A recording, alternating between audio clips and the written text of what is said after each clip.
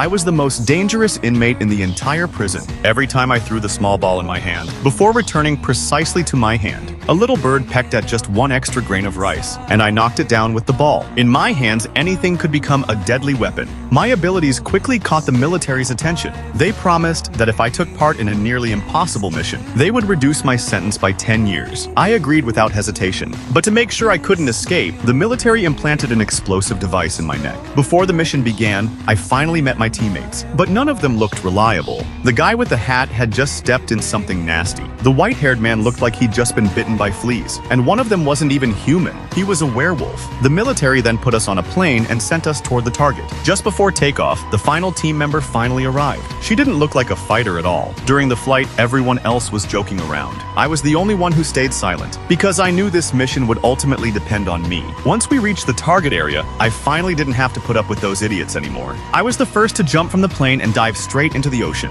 The others followed right behind me. But what I didn't expect was that the werewolf couldn't swim. He choked on seawater and quickly sank beneath the surface. I had no choice but to dive in and drag him back to shore. But the guy seemed to sense danger. He actually lay on the ground and played dead. Once ashore, everyone took up a combat stance, but then a traitor emerged within the team. Our position was exposed instantly. The situation immediately descended into chaos. The commander ordered a retreat, but headquarters rejected the request outright. She was convinced we could break through the enemy lines. The next second, Harley fired the first rocket. The guy with the hat hurled his boomerang as well. Everyone immediately engaged the enemy. Thanks to our impressive combat skills, we quickly punched a hole through their defenses. Seeing this, Command deployed the team's strongest attacker. He literally detached both of his arms and started wildly beating the enemy with them. Even I was stunned by what I saw. The alien warrior woman joined the fight as well. She even managed to seize an enemy helicopter. But while clearing out the remaining enemies, she accidentally killed one of our teammates. The situation turned around instantly. Team members began dropping one after another. I watched it all happen with my own eyes. The fear of death quickly overwhelmed me.